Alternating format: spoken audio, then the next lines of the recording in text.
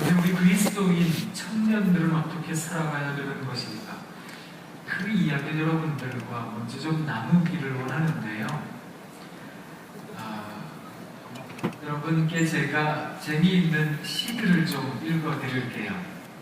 초등학교 저학년 아이들에게 시를 좀 써보라 그랬더니 아이들이 아주 재미있는 시들을 썼더라고요.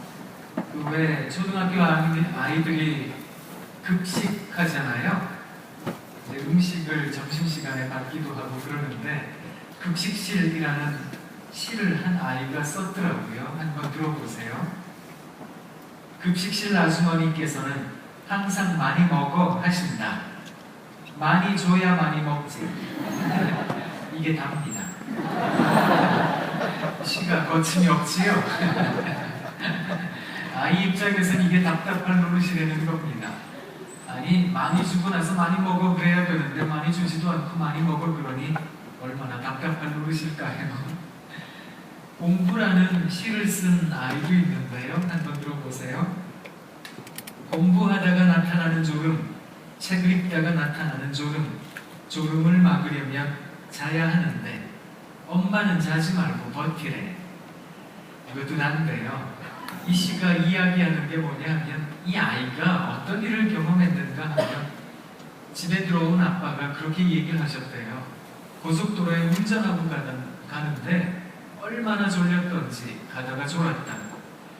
그 얘기를 들은 엄마가 정색을 하면서 아빠한테 얘기를 하셨대요. 그럴 때는 졸음 쉼터나 휴게소에 들어가서 꼭 자고 가시라고. 그 얘기를 들은 아이가 엄마에게 얘기를 했답니다. 엄마 나도 학교에 갔다가 수업 시간에 졸렸다고. 그랬더니 엄마가 애한테 그렇게 얘기를 하시더래요. 너는 어떡하든지 돈을 부르뜨고 있으라고. 아이 입장에서는 이게 말이 안 된다는 겁니다. 아니 누구는 자라 그러고 누구는 깨어 있으라고 그러고 이게 형평성이 어긋난다 이렇게 생각했나 봅니다. 우주라는 시를 쓴 아이가 있는데요. 한번 들어보세요. 저는 우주를 가고 싶지만 하지만 못 갑니다.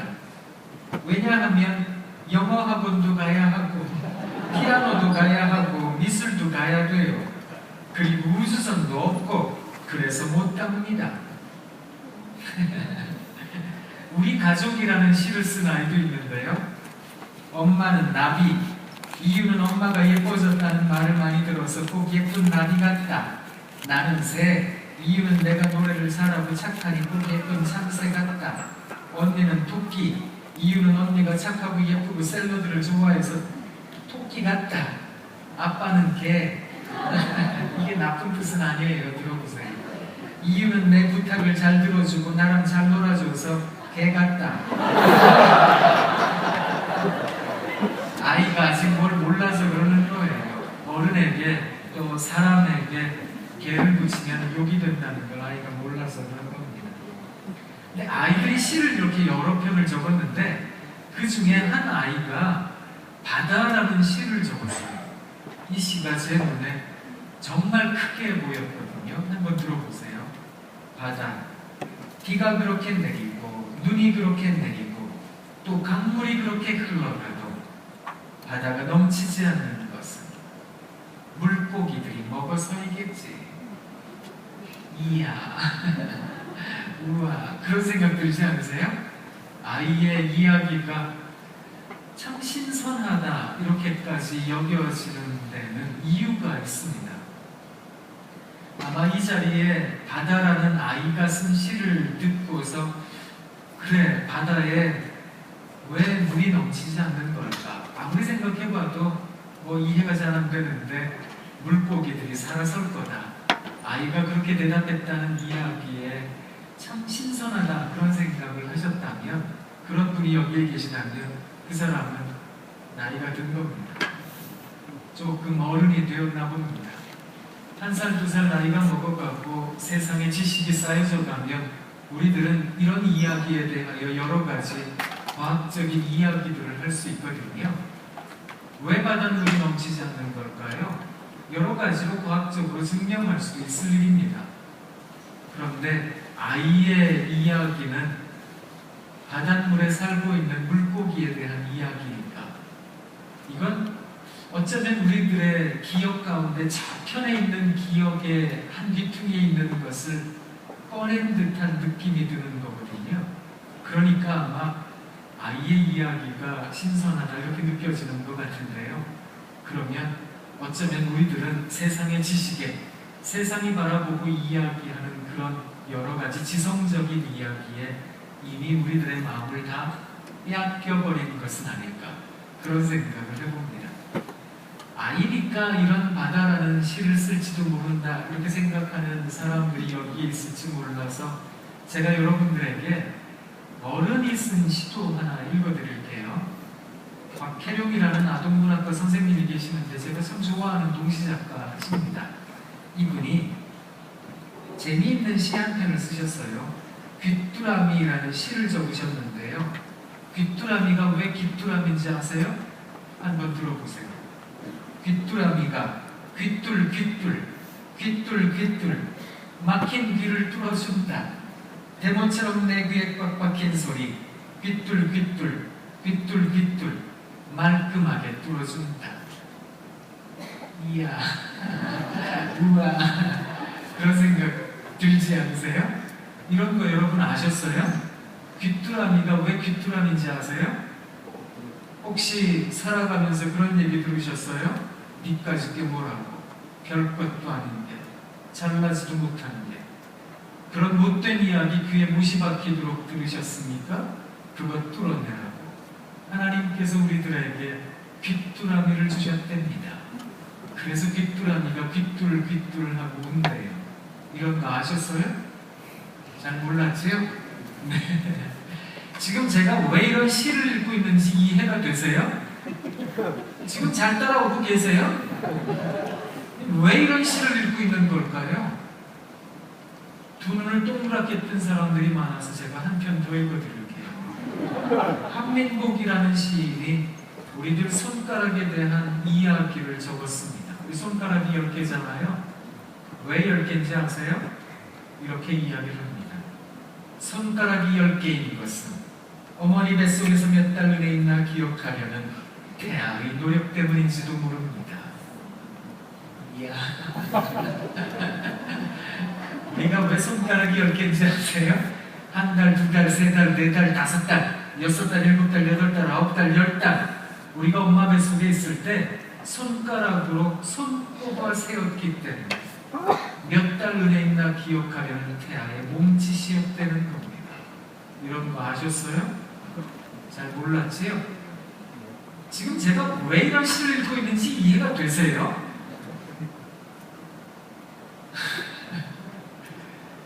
여전히 두 눈을 동그랗게 뜬 사람들이 많아서 한 편 더 읽어드리겠습니다. 정호승이라는 시인을 아세요? 이 사람이 그리운 목소리라는 시를 적었습니다. 혹시 나무깨 안 해보신 적 있으세요? 어렸을 때 놀 때 무궁화 꽃이 피었습니다 하고 놀 때 나무 깨어났던 거 말고요.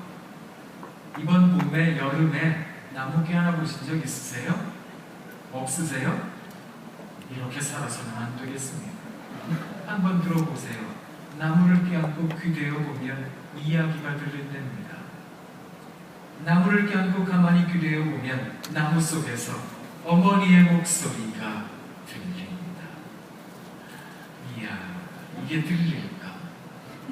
벌써 한참 전에 돌아가셔서 얼굴조차 가물한 엄마 말입니다. 그 엄마 목소리가 듣고 싶으면 나무를 껴안고 가만히 귀대어 보라고 이야기를 합니다. 어쩌면 여러분에게는 지긋지긋한 목소리일지도 모르겠지만 들을 수 없는 사람들에게는 그거 가슴 아픈 목소리입니다. 행주치마 입은 채로 어느 날 어스름이 재킷 깔린 골목까지 나와 호스나 밥 먹으러 오너라 하고 소리치던 그리운 어머니의 목소리가 들립니다. 이게 들릴까? 지금 제가 여러분들에게 하는 이야기가 들리세요? 진짜로 잘 들리세요? 우리 손가락이 왜 10개인지 아세요? 그냥 10개지 뭐. 이래버리면 할 말이 없는 거예요. 나무 껴안고 귀대어 보세요. 엄마 목소리가 들린답니다. 무슨 소리가 들려요? 그거 한청입니다. 이래버리면 할 말이 없는 겁니다.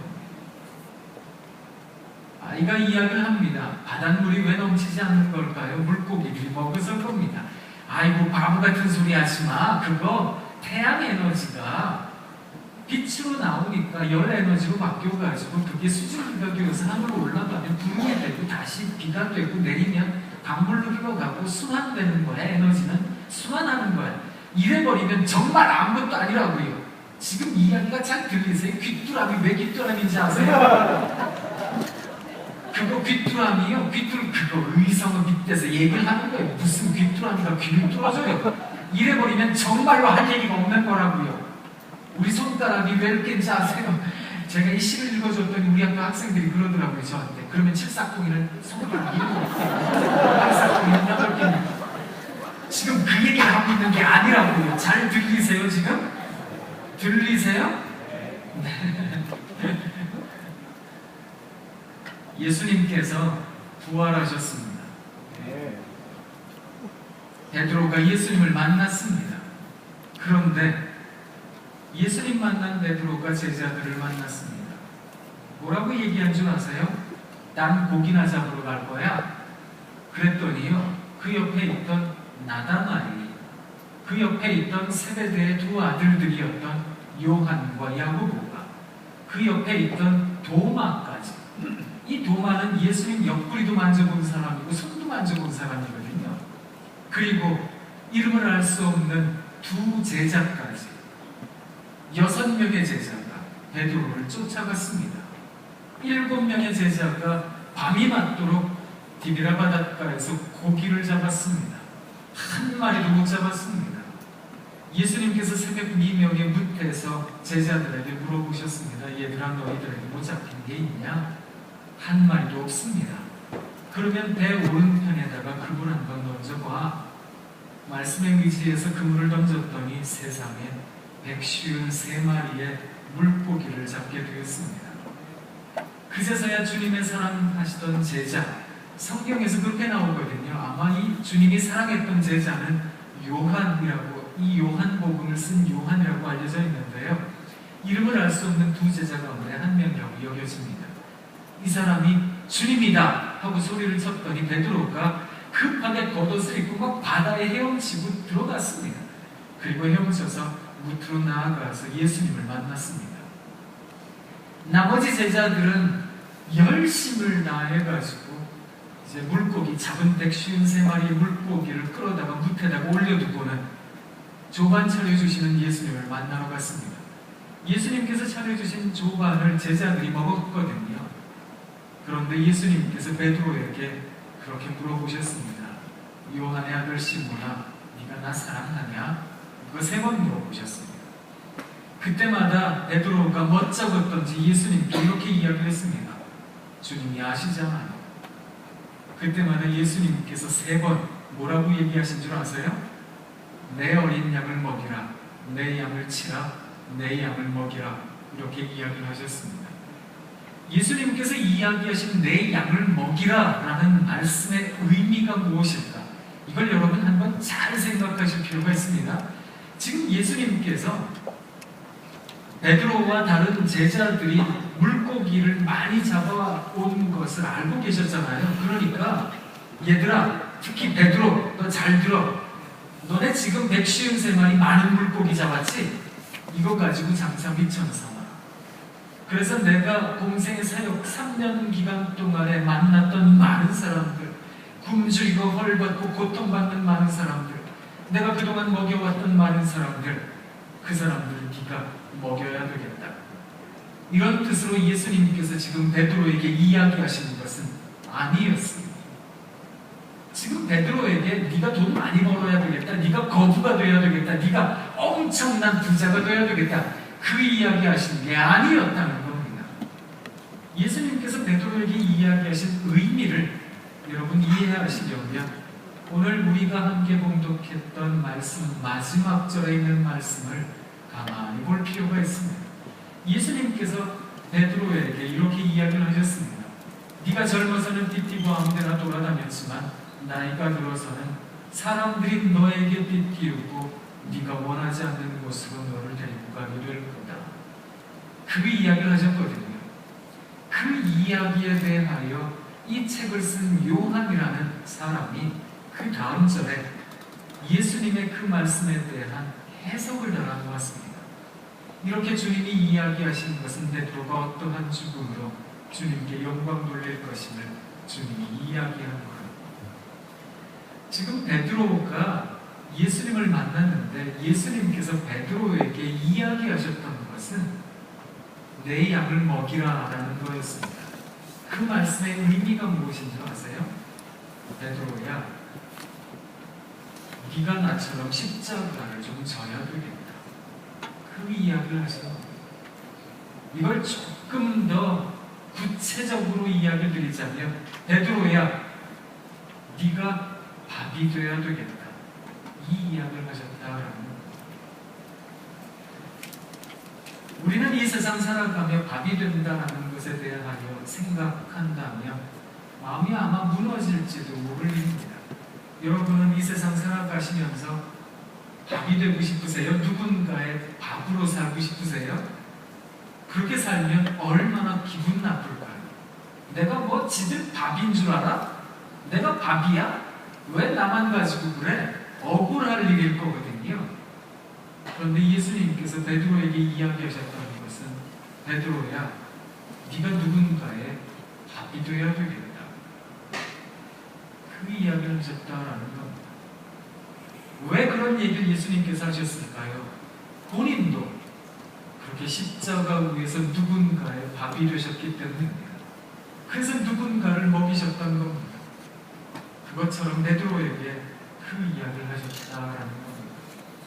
이걸 여러분들이 잘 기억하실 필요가 있는데요. 예수님께서 요한복음을 보면 특별히 나는 무엇이다 라고 이야기하실 때가 많았습니다. 나는 산돌이다. 나는 포도나무다.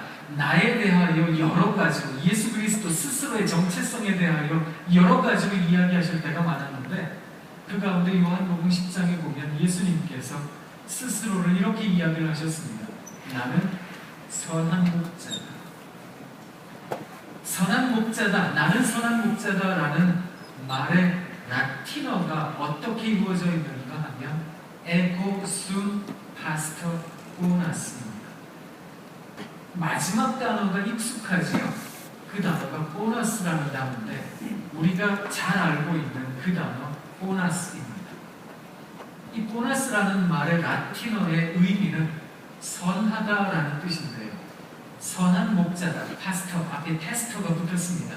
이게 목자라는 말인데 선한 목자다. 에고숨 파스터 보너스 이렇게 얘기를 하셨는데요.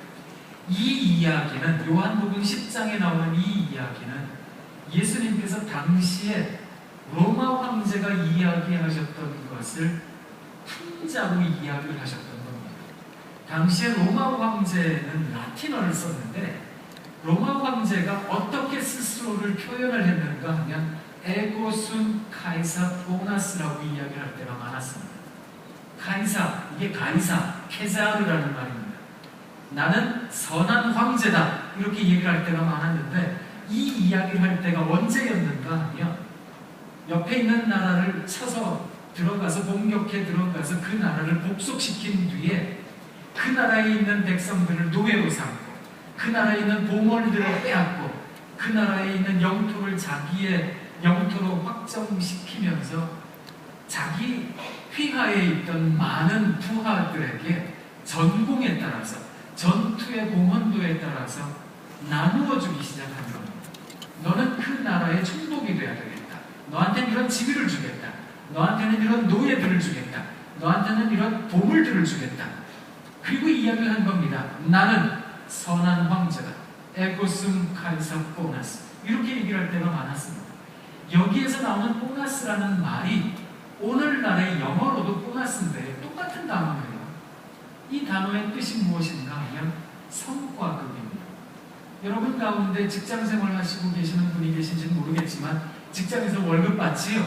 월급 받는데 성과에 따라서 매출이 이 정도 되었다 하면 그 정도에 걸맞는 예를 들어 100% 보너스, 200% 보너스, 300% 보너스 성과에 따라 차등 지급되어지는 보너스예요. 그 개념으로 옛날 로마 황제가 그 얘기를 했던 겁니다. 그리고 스스로를 선한 황제다라고 얘기를 했는데 예수님께서 그 이야기를 받아서 어떻게 이야기를 하신 줄 아세요?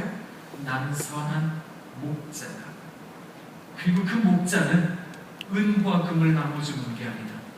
그 목자는 땅을 그리고 노예를 물질을 나눠주는 목자가 아니다. 그 목자는 양들을 위해 목숨을 버린다. 이렇게 이야기하셨던 겁니다.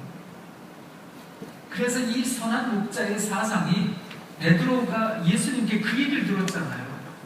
네가 밥이 돼야 되겠다. 네가 양을 먹여야 되겠다. 그 이야기를 들었기 때문에 베드로가 나중에 성전에 기도하러 올라갈 때, 요한과 함께 올라갈 때 성전 미문에 앉아있던 안전뱅이에게 그렇게 이야기를 한 겁니다. 우리에게 은과 금은 없지만 우리에게 있는 것으로 네게 주노니 곧 나사렛 예수 그리스도 이름으로 일어나 걸으라. 이게 그들이 가지고 있었던 선한 목자에 대한 인식이었던 겁니다. 이 세상을 살아가는 그리스도인들로서 어떻게 살아가야 될까? 이걸 여러분 잘 생각하셔야 됩니다.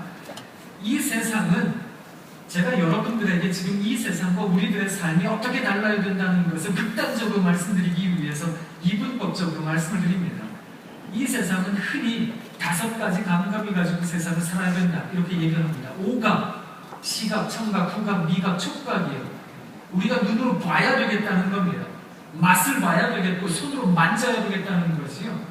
그렇게 세상을 살아가는 것을 일컬어 현실이라고 말을 합니다. 현실적이더라고 사람들은 우리들에게 주문을 합니다.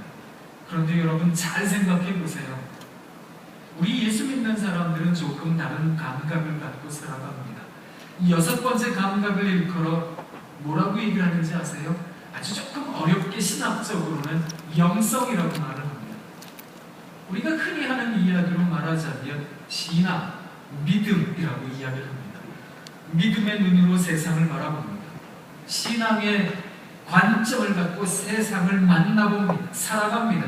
그러면 전혀 다른 것이 눈에 보입니다. 그게 느껴지더라라는 겁니다. 사람들이 우리들에게 와서 이야기를 합니다. 너는 지금 물 때라고. 너는 지금 한숨 쉴 때야. 뭐가 좋다고 그렇게 춤추고 노래하고 기뻐 뛰냐? 여러분도 아까 막 뛰고 춤추고 박수치고 그러시대요. 뭐가 그렇게 좋으셨어요? 88만 원 세대가 졸업하면 뭐 있을 줄 아세요? 별것도 없을 텐데 뭐 화창한 미래가 있을 것 같으세요? 국가가 내놓는 여러 가지 지표들이 참 암담하다는 거 아세요? 죄송해요. 이렇게 얘기를 하는 사람도 어쩌면 이 시대를 그렇게 만든 어른 가운데 한 사람이니까 청년들에게 할 이야기가 없습니다. 죄송합니다. 그런데요, 사람들이 우리들에게 와서 이야기를 합니다.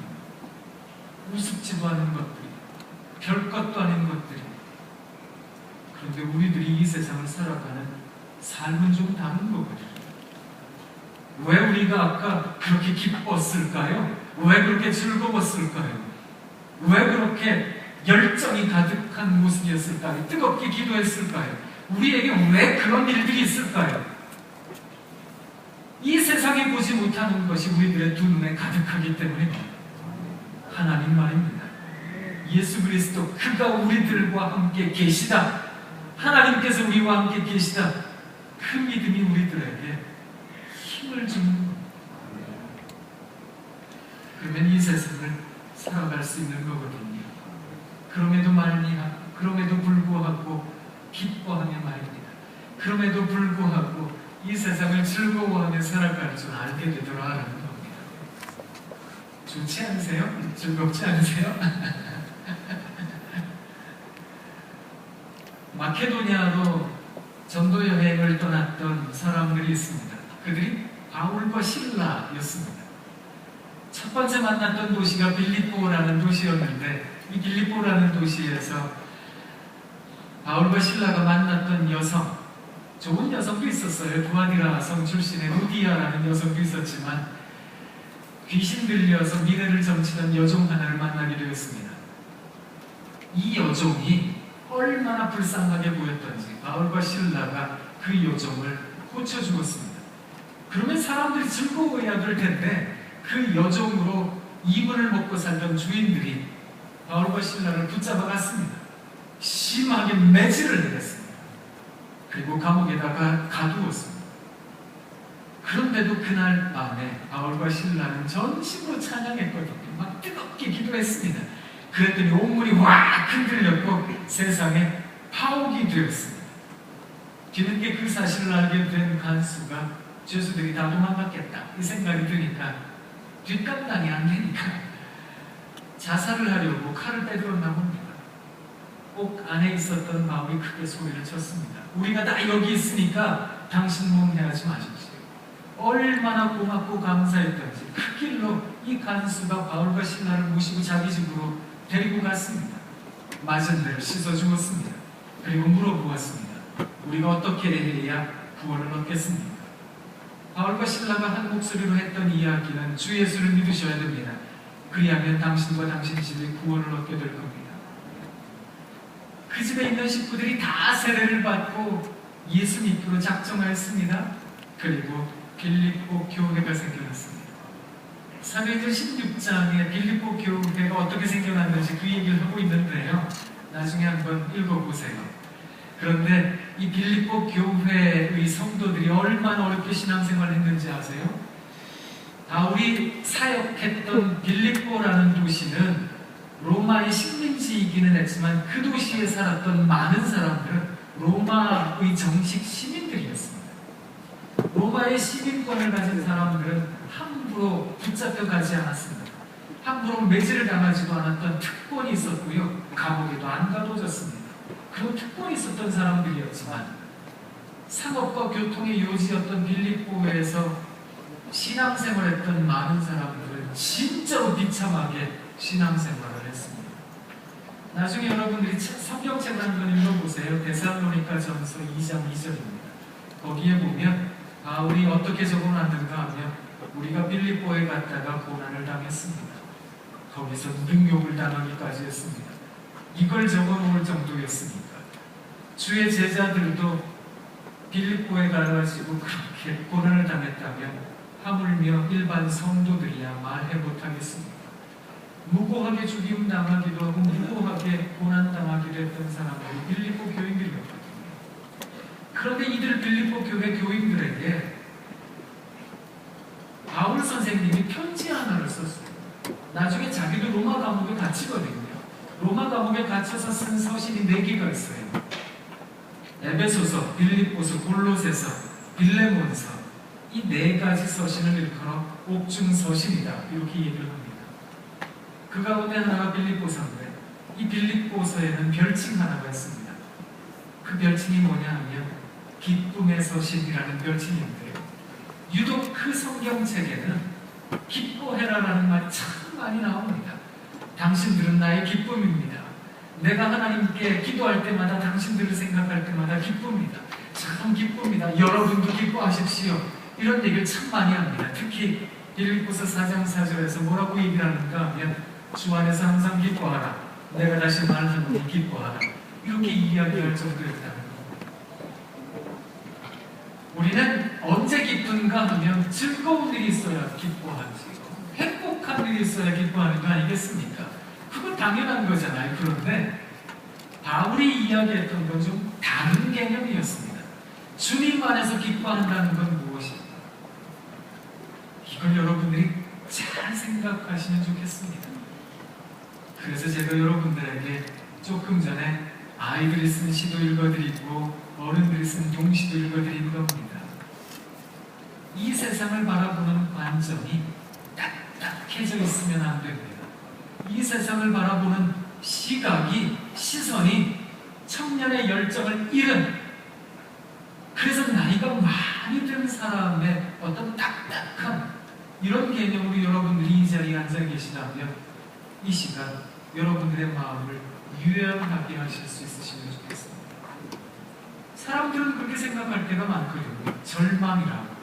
오늘날의 시대가 희망이 없다고. 어떻게 해야 될지 모르겠다고. 나도 내 앞길을 잘 모르겠다고. 나는 뭘 해야지?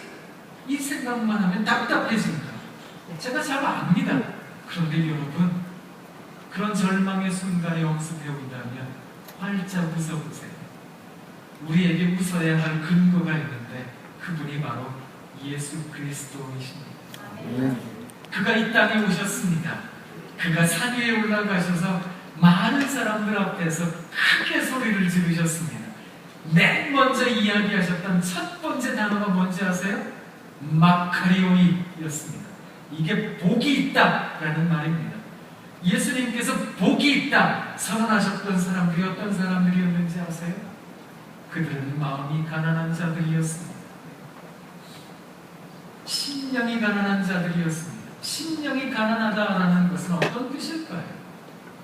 그만큼 이 세상에 내세울 것 없이 살 수밖에 없었던 비참한 인생들이었다라는 뜻입니다. 심령이 가난하지만 그럼에도 불구하고 애통할 줄 알았던 사람들, 무엇을 위해서요? 온유함을 위해서.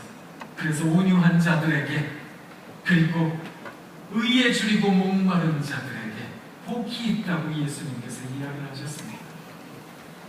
그럼에도 불구하고 긍휼히 여길 줄 아는 사람들, 마음이 청결한 사람들에게, 화평케 하는 자들에게. 그런데 그렇게 살아가면 즐거운 일이 있어야 되잖아요. 그런데 의로움 때문에, 정의 때문에 핍박당하고 고통당하고 고난당하는 자들에게 예수님께서 딱 한마디 하셨습니다.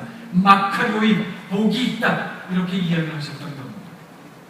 예수님 주변에 모여들었던 사람들이 어떤 사람들인지 아세요? 갈릴리 지역에 있었던 사람들이었는데 이 갈릴리 지역에 있었던 많은 사람들 가운데 특히 가난하고 헐벗고 병들고 어려운 사람들, 주류 사회에서 밀려난 변두리 인생들이었던 겁니다.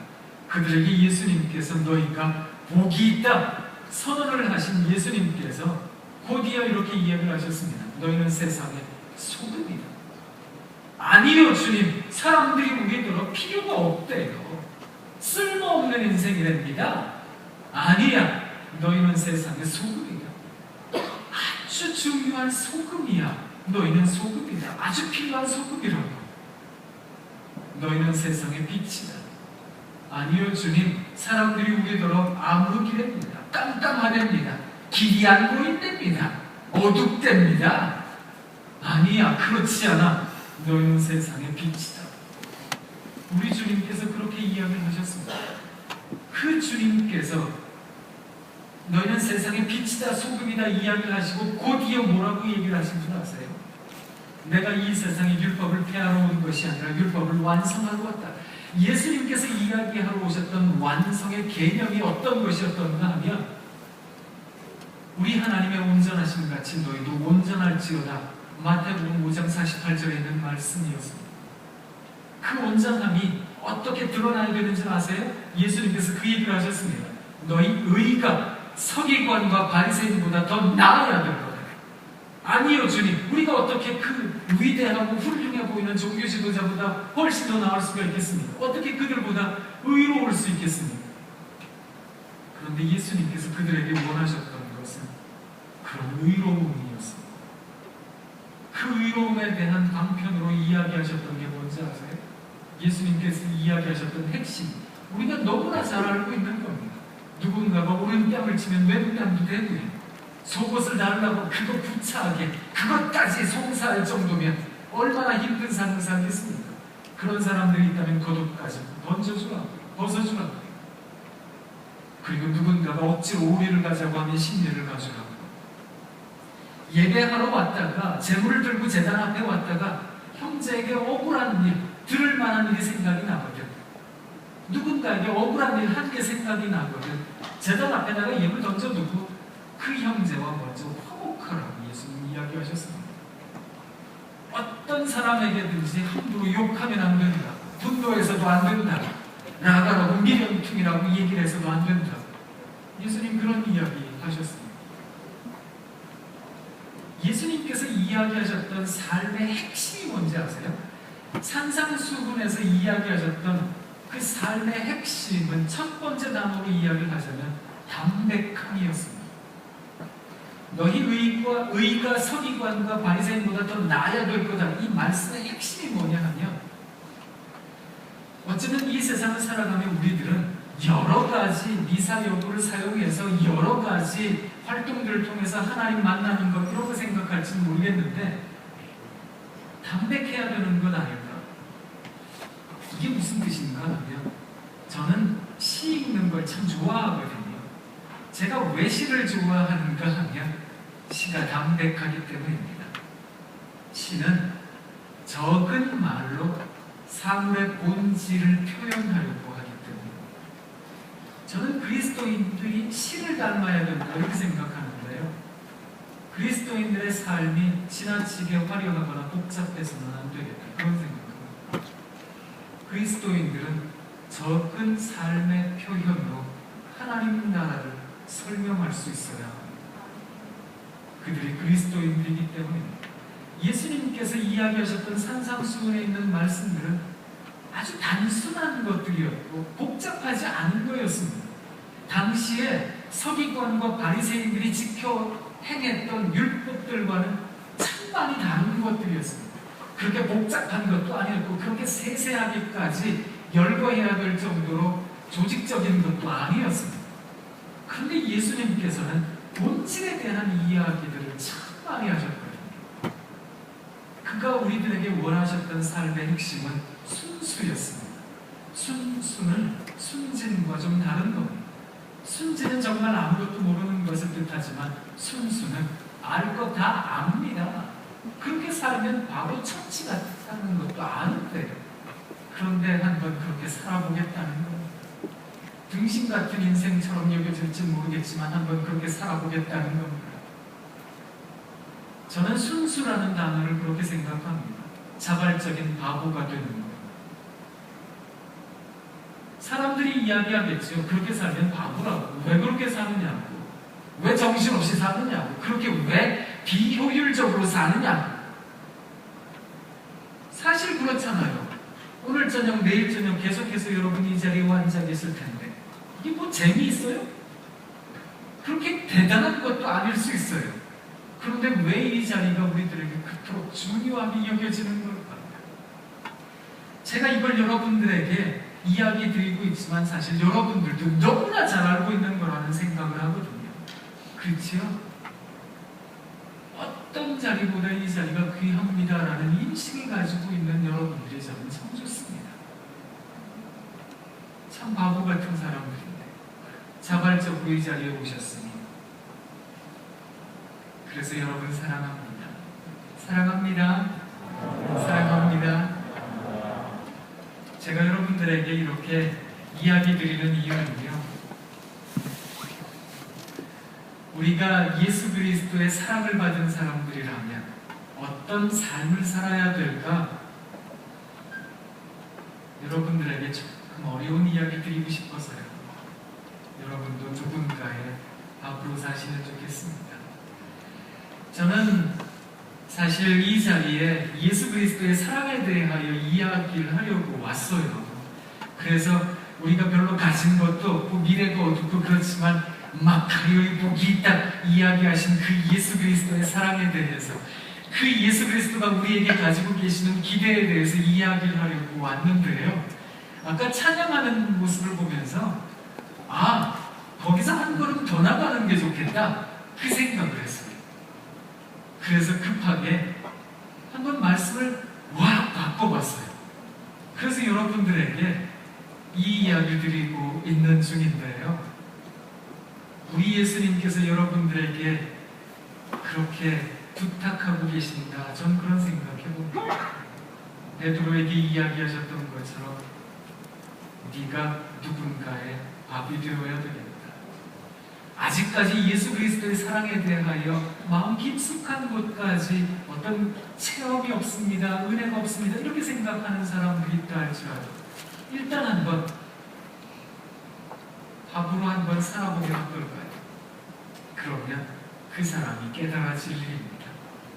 그래서 이렇게 부탁을 드리는 건데요.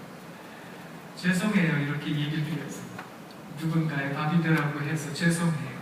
그렇지 않아도 기득권이 없고 어쩌면 밀려나 있고 아직은 한참인 여러분들에게 누군가의 밥이 되세요. 이렇게 얘기를 하면서 혹시 여러분들이 그러면 이대로 그냥 살라는 얘기입니까? 비참하라는 얘기입니까? 이렇게 받아들일까봐 조금 조심이 되긴 하거든요.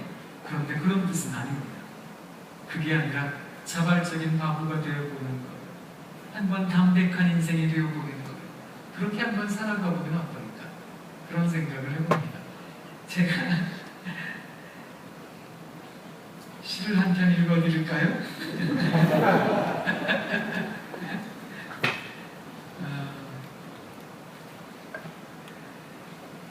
밥과 쓰레기라는 시가 있는데요, 이대흠이라는 시인이 적었습니다. 잘 들어보세요. 날씬한 우유를 보며 머뭇거리는 어머니에게 버려 뿌리요 나는 말했다. 그러나 어머니는 아이들의 과자 부스러기를 모으며 영생이 갖다 줘야 쓰겄다. 이야, 갈치살 남은 것 좀 봐라. 강생이 있으면 잘 묶었다. 우유는 돼야지 줬으면 쓰겄다마는 신김치들은 못해갖고 떼작떼작 지져 먹으면 되겄다. 어머니의 말 사이사이 내가 했던 말은 버려 뿌리요 단 한마디. 아이가 남긴 밥과 식은 밥 한 덩이를 미역국에 말아 후루룩 드시는 어머니, 뭐다 너 버린디야? 인형 식구들이 묵던 것인디. 아따 버려 뿌리지 어무이는 하다가 문득 생각이 들었다. 그래서 나는 어미가 되지 못하는 것이다. 누군가의 밥이 되겠다는 게 무엇인지 아세요? 누군가의 어미가 되겠다는 겁니다. 저는 여러분들에게 억울해지세요, 비참해지세요, 그런 뜻으로 이야기 드리는 게 아닙니다. 여러분 누군가의 밥 되면 좋겠습니다 라는 말은 여러분이 세상을 살리고 먹이는 어미가 되십시오 라는 뜻입니다. 그렇게 누군가를 풍성하게 하는 사람들이면 좋겠습니다. 예수님께서 우리를 위하여 이 땅에 오셨습니다. 그가 십자가 위에서 과감하게 자신을 던지시고 죽으셨습니다. 그렇다면 그 사랑을 받은 사람들이라면 우리도 누군가의 풍성한 삶을 위해 살아야 되는 거 아니겠습니까? 그래서 누군가가 먹고 풍족해 한다면 우리 그걸로 족하다라고 여길 수 있는 인생 되면 얼마나 좋을까, 그런 생각도 해봅니다. 청년부를 맡았는데 그 청년부가 조금은 뭐라 그럴까요? 특이한 청년부였어요. 당시에는 대학부라는 게 있었거든요. 그런데 대학에 들어가지도 못했는데 물 흐리고 다닌다고 교회에서 이상한 결정 하나를 했어요. 대학부는 그들을 말고 대학에 못 들어간 애들만 따로 모아서 청년부를 하라고 이야기를 하셨어요. 그 부서를 저한테 맡기셨어요. 그래서 첫날 모임을 했는데 학생들이 창피하다고 아무도 안 왔어요. 지도전도사인 저하고, 그리고 부장님하고, 부감님하고, 지도 권사님하고 어른만 4사람이 딱 앉아있었어요. 그러고 나서 청년 하나가 왔거든요. 이 청년이 뭔지 모르고 그 모임이 있다 그래서 그냥 온 거예요. 얘를 회장을 시켰어요. 그래가지고 이제 부서가 시작이 됐어요. 애들이 속된 표현으로 쪽팔리다고 안 왔어요. 근데 열심히 막 전도하고 설득하고 이래가지고 이제 꽤나 큰 교회였는데 애들이 얼마나 창피하겠어요. 안 그래도 20대 초반에 그때 제가 사역했던 교회가 왕십리에 있었거든요. 지금은 뭐 개발이 돼서 우리의리한 동네가 되어버렸지만 제가 있었을 때에는 개발이 되기 전이었거든요. 거기에 쪽방이 많았고 진짜로 어려운 사람들이 많았어요. 예전에는 왜 왕십리 똥파리라고 얘기할 정도로 왕십리에 분녀 처리장이 있었거든요. 진짜로 인식이 안 좋았던 동네였어요. 근데 거기에 공장에 다니고 진짜 힘겹게 일하는 회사 다니고 그랬던 친구들이 많았거든요. 그래도 교회 오면 이름이 대학부였으니까 그냥 거기에서 친구들이랑 같이 신앙생활하고 그랬는데 대학생 아닌 애들은 따로 모여 이러니까 얼마나 애들이 기분이 나빴겠어요. 이런 아이들을 설득해가지고 이제 오기 시작했어요. 올 때마다 다 우리는 전 회원의 간부하다. 그래가지고 두 번째 오는 애를 제1부 회장 시키고, 그래도 회장은 한 명이라고 생각을 했어요. 그 다음에는 제2부 회장, 제3부 회장, 제1총무, 제2총무, 제3총무, 제1부 총무, 제2부 총무, 제3부 총무. 이래가지고 한 10명 왔는데 애들한테 다 임원직을 줬거든요. 그렇게 한 서너 달이 지났는데 열심히 정말 애들을 불러 모으고 그러고 있었던 중이에요. 그때 한 아이가 우리 부서에 오기 시작했어요. 이 아이가요, 범상치 않게 생겼어요. 일단 헤어스타일이 깍두기였어요. 등치가 좋았어요. 이 친구가 왜 교회를 왔는지는 모르겠는데 얘가 여하튼 금요일날 성경 공부 끝나면 애들을 데리고 호프집을 갔어요. 성경 공부 끝나고 막 기도 열심히 하고 나서 애들을 데리고 교회 저쪽 구석으로 가가지고 담배 피우기 하고 막 그랬거든요. 그리고 속된 표현으로 삥도 뜯어갔어요. 5,000원씩 막 7,000원씩 만원씩 이렇게 삥도 뜯어갔어요. 제가 얼마나 속이 상했겠어요. 얘는 도대체 왜 교회에 오나 이 생각을 했거든요. 화가 나가지고 있었는데 이제 뭐 허물 벗은 사이가 되면 얘기가 좀 잘 통한다 그래가지고 얘를 한번 목욕탕에 데리고 가야 되겠다. 그래가지고 등 좀 밀어주면서 얘기 좀 하면서 분위기 좋게 해서 교회 나오지 말라 그러려고 얘를 데리고 이제 목욕탕을 갔어요. 행남동에 목욕탕을 갔는데 들어갔다가 탈의실에서 얘가 옷을 벗는데 못 볼 걸 봤어요. 막 등 뒤에 막 그림이 막 그려져 있는데 그걸 보는 순간 제가 얼마나 겁이 났는지 그래서 열심히 등만 밀어주다가 왔거든요. 그 뒤로는 얘가 교회로 오면 어서오세요 집에 간다 그러면 안녕히 가세요 그리고 매우해지고 그랬거든요. 한마디도 못했어요. 그냥 속으로만 끙끙 앓고 있었어요. 근데 그러던 어느 날 우리 부서 애들이 얘가 생일을 맞이했대요. 그래가지고 깜짝 파티를 해준다는 거예요. 우리 집이 교회 사택이 교회 뒤편에 안지하가 있었는데 거기에서 이제 애들이 뭐 불판을 쭉 갖다 놓고 삼겹살 구워 먹자는 거예요. 그래가지고 그걸 구워 먹고 이제 다 준비를 자기들이 하겠다고 그러더라고요. 제가 우리 부서 애들이 참 착하다는 생각이 들었어요.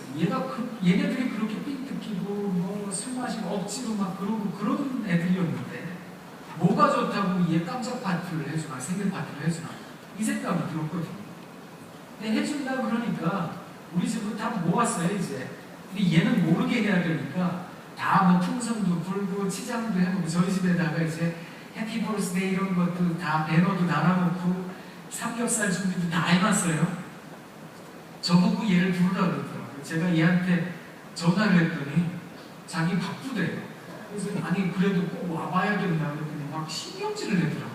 한 번만 와보세요. 그래가지고 얘가 왔거든요. 이제 문을 열고 들어왔는데 들어올 때 애들이 막 그 폭죽도 터뜨리고 박수도 치고 노래도 불렀어요. 왜 태어났니? 왜 태어났니?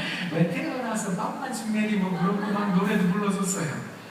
그리고 얘가 이제 가운데 딱 앉아서 꽃갈 모자 씌워놓고서 이제 제가 장난친다고 막 보기를 한 10점을 서 얘 등치도 컸어요. 그래가지고 씨름선수처럼 생겼는데 상추를 한 3개 해가지고 고기 10점 완을 막 6개 해가지고 이만한 쌈을 만들어가지고 얘한테 입에다가 집어넣었거든요.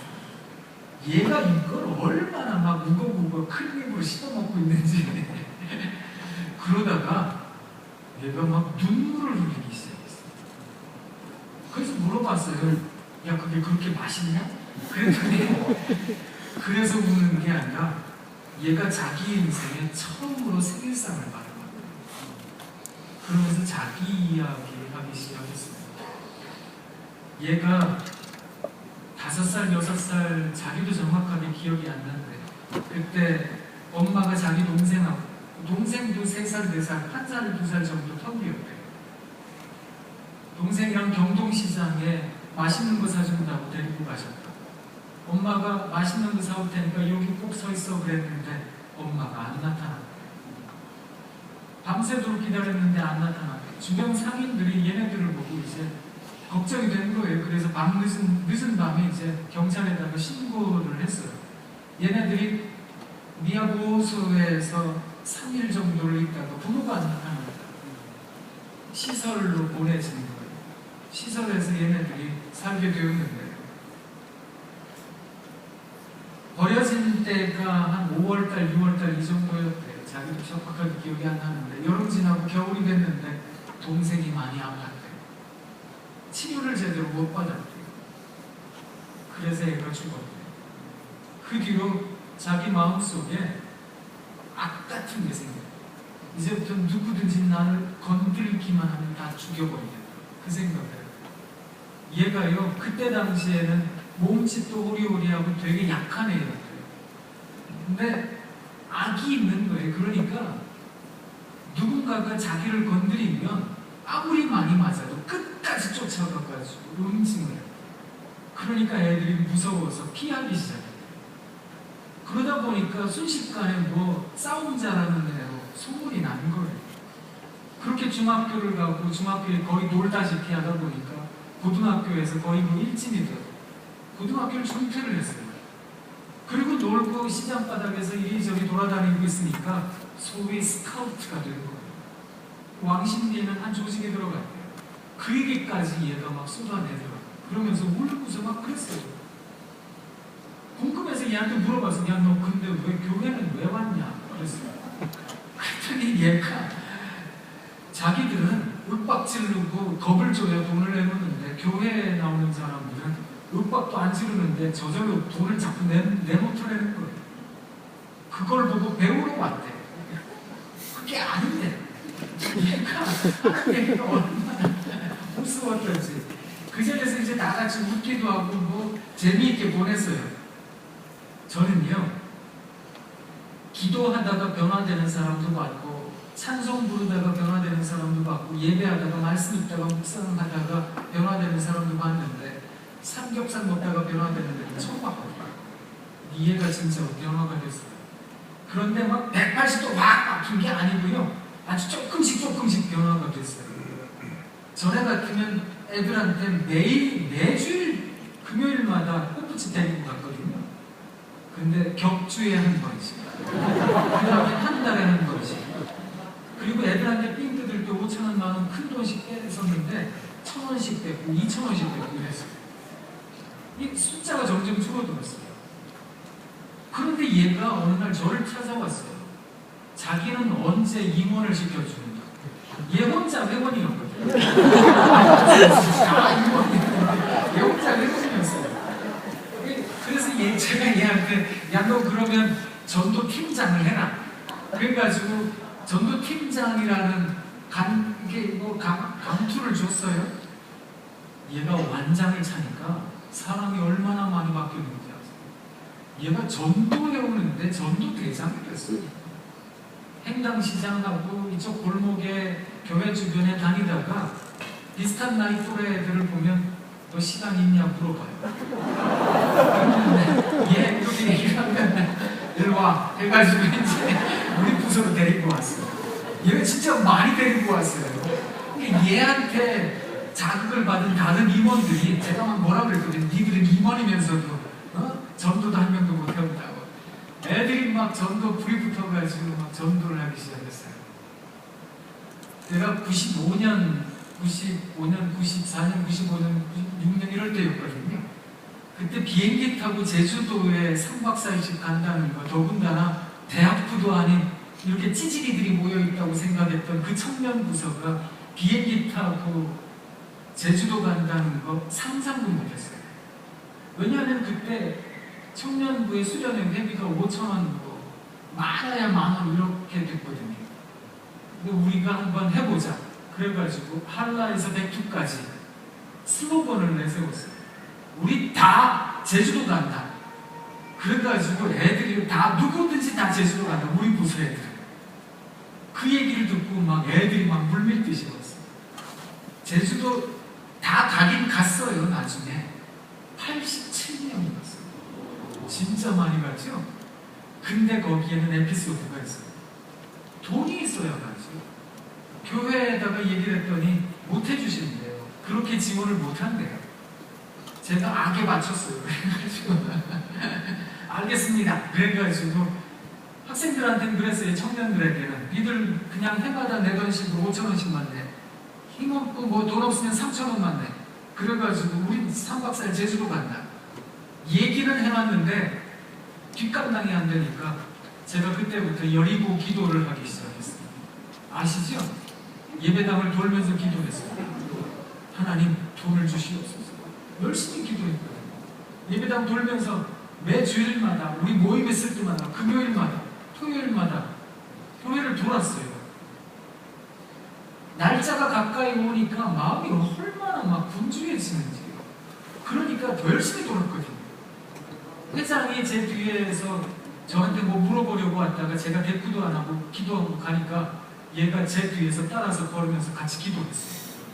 부회장들이 따라 걷고 총무들이 따라 걷고 부회계들, 부총무들, 부서기들, 서기들 다 부서가 우리 부서가 한 40~50명이 다 따라 걷기 시작했어요.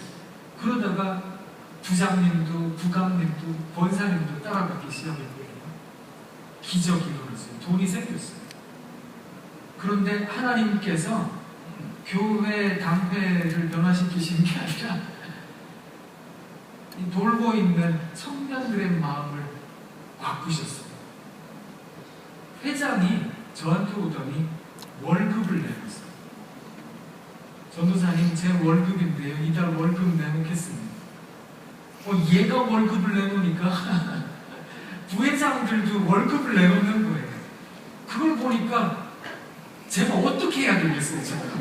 아이고, 내놓으면 안 돼. 나 어떻게 살지? 이 생각을 하다가 그냥 나도 내놓을게. 컸던 게 뭐냐면 우리 부감님이 사업을 했던 분인데 그분이 월급을 내놨어요. 그분이 내놓으니까 목돈이 확 들어왔어요. 우리가 3박 4일 동안 87명이 먹고 자고 돈이 남았어요. 저는 정말 12광주리의 기적이 오늘날에도 이루어지는구나. 그 경험했거든요. 그 이듬해에는 백두산을 갔어요. 대단하지 않아요? 그죠? 그런데 이 일에 선봉을 섰던 애가 걔였어요. 그 깍두기. 걔가요, 진짜로 노력을 많이 했어요. 얘가 그렇게 수련회를 준비하고 있는데 저를 찾아왔어요. 찾아와가지고는 전도사님, 제가 아무래도 우리 모임, 그걸 모임이라고 그러죠, 조직을. 우리 모임에서 좀 나와야 되겠는데, 그래? 잘 생각했다. 전도사님, 저하고 좀 같이 가요. 내가 왜 같이 가요? 부담 없이 같이 가자니까, 내가 왜 거기를 왜 같이 가냐? 그랬더니 얘가, 그래도 전도사님이 같이 가셔야지. 이래가지고, 억지로 끌려서 갔어요. 거기가, 그 왜 떡볶이 골목 있는, 아세요? 그 무슨 신당동 거기 떡볶이 골목 있는 그쪽이었거든요. 사무실이. 거기를 갔는데 무시무시한 인간들이 거기에 막 소파에 딱 앉아있고 진짜 막 무슨 영화에 보는 것처럼 앉아있더라고요. 근데 얘가 거기에 들어가자마자 무릎을 딱 꿇었어요. 제가 그 옆에 서 있다가 나도 모르게 무릎을 꿇었어요. 그래서 있는데 너 누구냐 그러더라고요. 얘는 아는 애예요. 너는 저 교회 전도사인데 너는 그냥 가만히 있든지 나가든지 그냥 좀 가만히 있었어요. 그래서 얘가 자기 나가겠다고 그랬더니 그때부터 얘를 때리기 시작했어요. 제가 거기서 1시간도 넘게 있었는데 계속 때렸어요. 진짜 막 무섭게 때렸는데 얘가 얻어맞을 때 제가 걔를 막 덮으면서 이제 때리지 말라고, 얘 좀 때리지 말라고 그랬어야 됐는데 나도 무서워서 가만히 있었어요. 너무 때리니까 막 이런 게 북받쳐 올라오니까 저도 눈물이 막 나더라고요. 그래서 제가 한마디에서 얘 때리지 마, 얘 죽을 것 같아서 때리지 마. 나중에 이제 얘를 얼마나 많이 때려놨든지 자기들도 아니까 저한테 이게 얘 병원 데리고 가라. 그래가지고 얘를 이제 겨우겨우 구축해가지고 동네 병원 가가지고 얘 입원시키고 이랬거든요. 그렇게 얘가 거길 나왔어요. 얘가 둘을 더 데리고 나왔어요. 셋이서요. 얘네 셋이서 진짜 교회의 일꾼이 되었어요. 얘네 삼겹살 한 번 잘 먹였다가 진짜 인생이 확 바뀌었어요. 얘들이라고 해서 미안하긴 하지만 얘네들도 지금 30대 후반, 40대 초반인데 근데 얘네들 지금 어디 살고 있는가 하면 충주에 살고 있어요. 서울이 너무 지긋지긋하다고요. 근데 그 전에 얘들이 기술을 배웠어요. 하나는 헤어 디자이너가 되었고 하나는 전파사가 전파사 사장이고요. 아내는 자동차 수리공이 됐거든요. 충주로 내려간 이유도 우리 교회 청년들이 거기 가가지고 한번 할머니 할아버지들 돌보는 일들을 했는데 그게 계기가 돼가지고 그 마을에 가가지고 아예 할머니 할아버지들 농기구 고쳐주고 뭐 거기서 사역하고 지금은 뭐 자기들 직장이 있고 자기들 뭐 사업체가 있고 그래요. 그런데 정기적으로 이 마을 저 마을 다니면서 살거든요.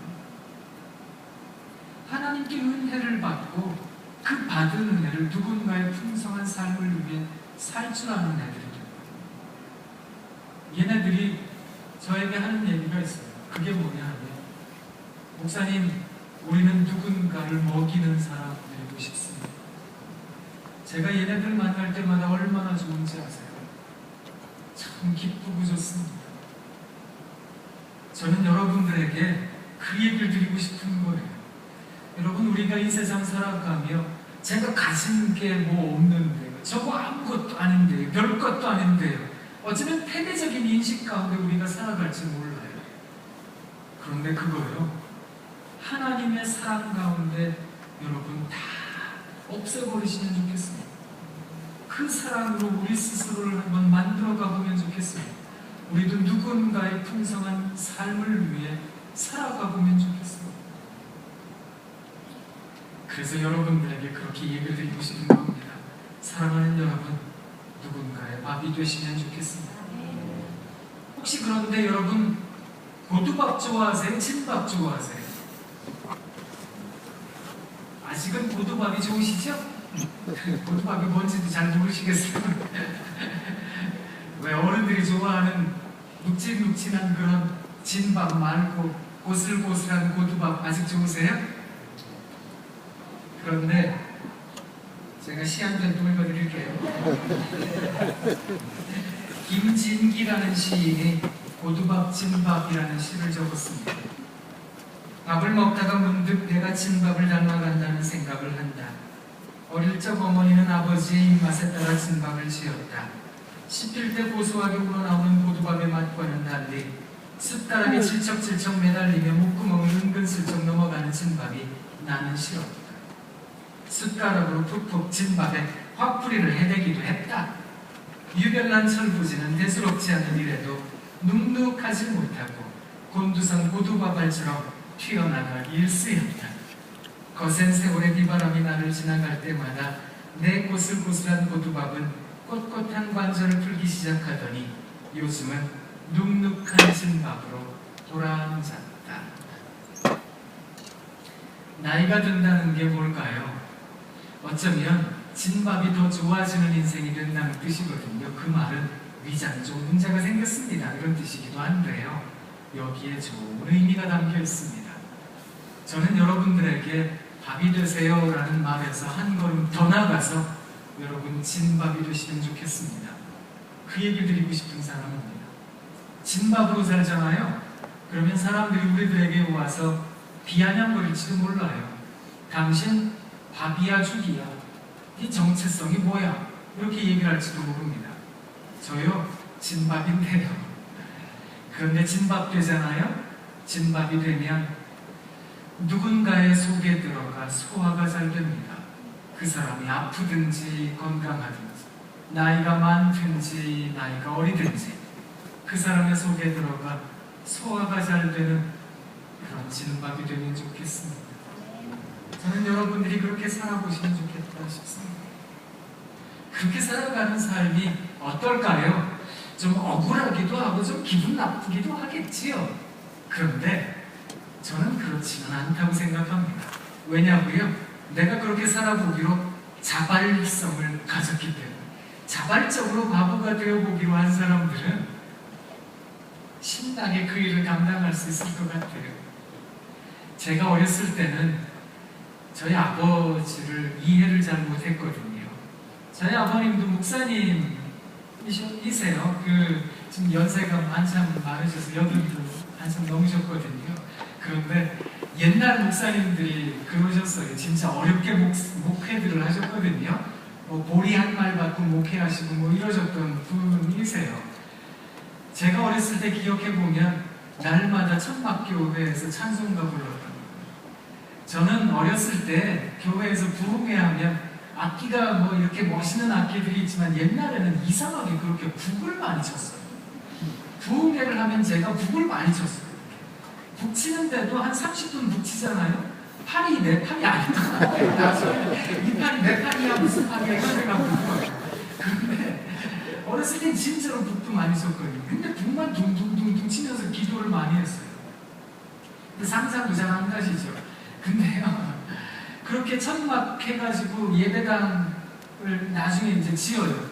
옛날에는 흙으로 벽돌을 찧었거든요. 그래가지고 진짜로 멋있게 짓고 나면 저희 아버지가 그러셨어요. 짐을 싸라.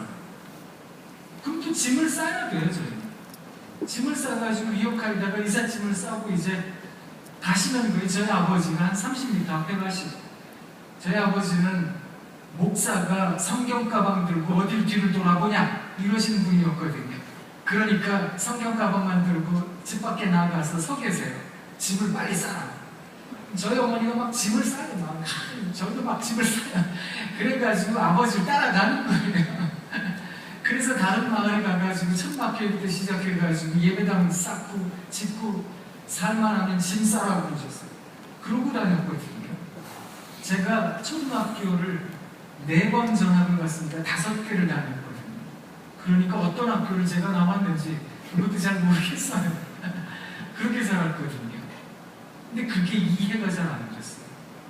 왜 그렇게 살아야 되나? 그런데 나이가 1살, 2살 먹어가면서 그런 마음이 깨달아져요. 어렸을 땐 그게 진짜로 싫었거든요. 우리는 왜 그렇게 살아야 되나? 그런 생각도 참 많이 했기 때문에.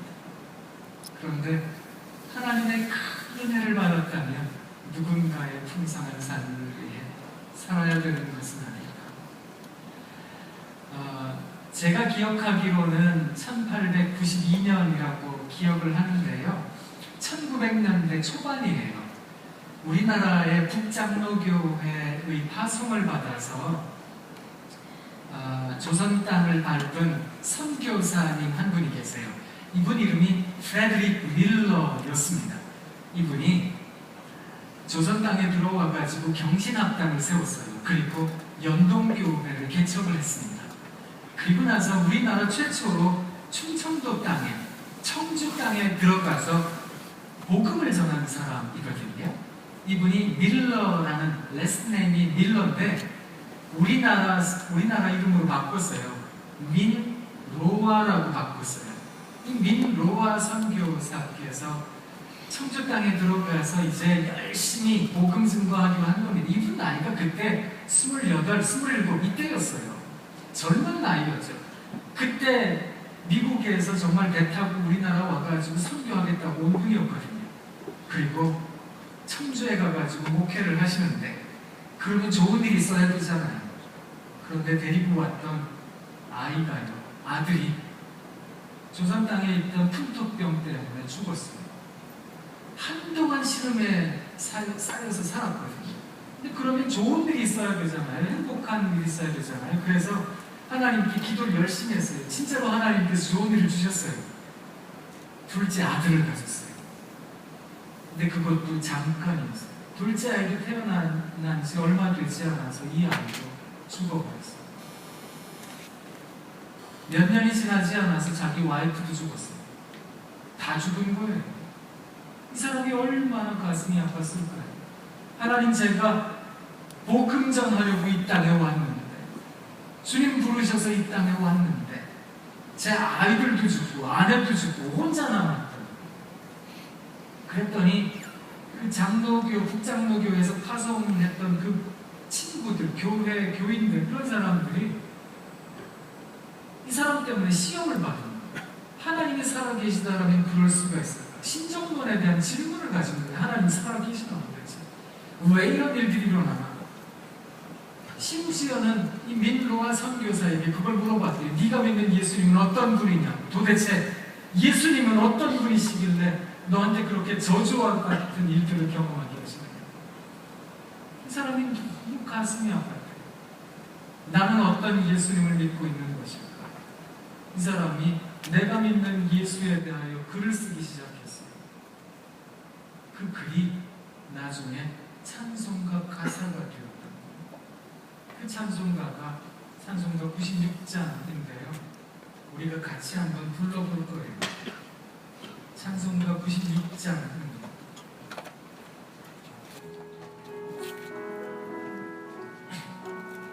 가사가 뜻이요.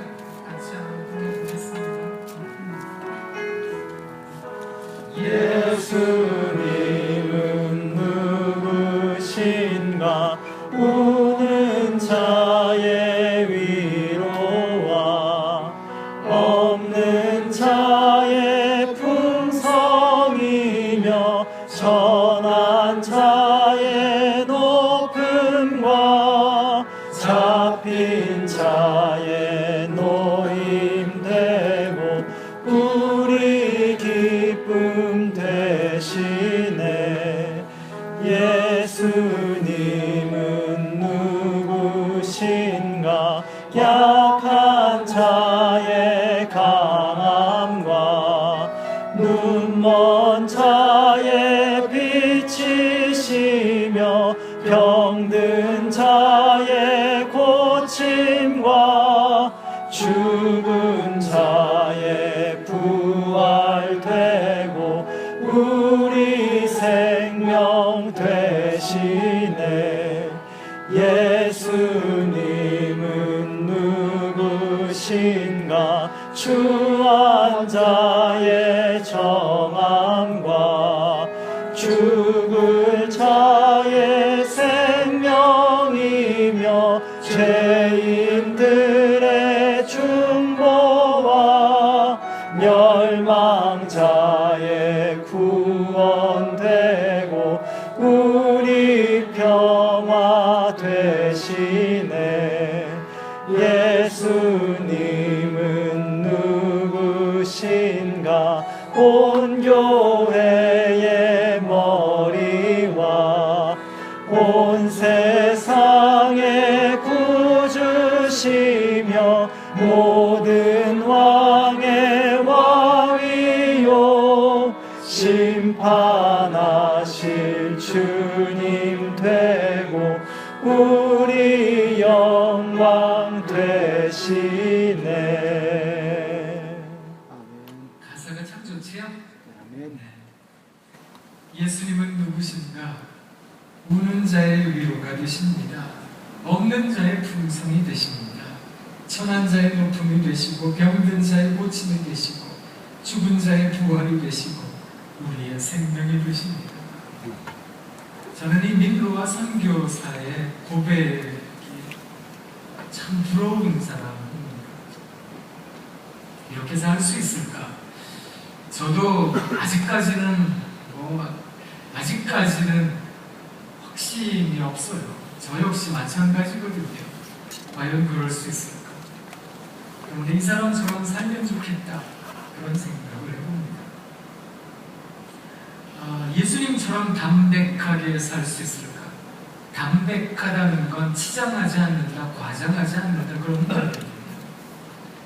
그런데 사물의 본질에 대하여 공경의 마음을 갖는 것, 그런 담백함을 우리가 가질 수 있을까? 자발적인 바보가 될 수가 있을까? 누군가의 밥이 될 수 있을까? 아직까지 불분명한 우리들의 삶이긴 하지만 그렇게 한번 살아보면 어떨까? 그런 생각도 해봅니다. 제가 여러분들에게 너무 많은 것을 요구하는 것 같아서 죄송해요. 그런데 제가 이야기하는 건 여러분들에게 순교하세요, 죽으세요 그런 얘기 드리는 게 아니고요. 우리가 살아가는 삶에 내가 왜 이 땅을 살아가는 것일까? 누군가를 먹이기 위해서 누군가의 어미가 되려고 이 땅 살아가는 거다. 거기에 대한 우리들의 삶에 대한 의미가 이 시간에 확정이 되면 좋겠다 그런 생각을 합니다. 그래서 어쩌면 이 어려운 세파의 어려운 시대에 무엇을 향해 살아가야 되나 어떻게 살아가야 되나 그거 잘 모를 우리들이거든요. 저 역시도 헤매긴 내 한 가지 인생인데 여기에 있는 청년들이야 말해 못하겠습니다. 그런데 여러분들에게 제가 부탁을 드리고 싶은 겁니다. 하나님이 여러분 잘해주실 거예요. 여러분들에게 복이 있다. 너희들 복이 있는 거야. 너희들 세상의 소금이야, 빛이야. 그렇게 이야기하실 겁니다. 그렇게 여러분 반드시 훌륭하게 이끌어 주실 겁니다. 여러분의 삶이 누군가를 먹이는 삶이 되시면 좋겠습니다. 아멘. 여러분 사랑합니다. 아멘. 사랑합니다. 아멘. 사랑합니다. 아멘. 죄송해요. 너무 먼 것 같아요. 죄송해요. 그런데 여러분들에게 꼭 그 얘기를 드리고 싶었습니다. 여러분 누군가의 밥이 되면 좋겠습니다. 그것도 진밥이 되면 좋겠습니다. 나도 뭐 좀 누리고 살면 안 되나요? 나도 좀 먹고 살면 안 되나요? 나도 좀 떡떡거리고 지나고 싶은데 왜 그런 욕구가 없겠습니까? 그죠? 그런데 우리가 이 세상 살아가는 데에는 어떤 이유가 있는 걸까? 어떤 의미가 있는 것일까? 많은 사람들이 세상을 앞에 펼쳐 보여지는 세상만으로 생각할 때가 많은데 우리들은 그 세상 너머의 세상을 발견하고 싶은 사람들이거든요. 그래서 그런 걸 합니다. 하나님이 여러분 잘해주실 겁니다. 기도하겠습니다. 사랑의 하나님 참 고맙습니다. 하나님 제가 오늘 이 자리에 있는 청년들에게 좀 험한 이야기 했습니다. 우리 청년들이 마음에 상처받지 않게 하나님께서 위로해 주시기를 원합니다. 그리고 너무 큰 숙제라고도 생각하지 않도록 이들에게 힘과 능력 허락하여 주시기를 원합니다.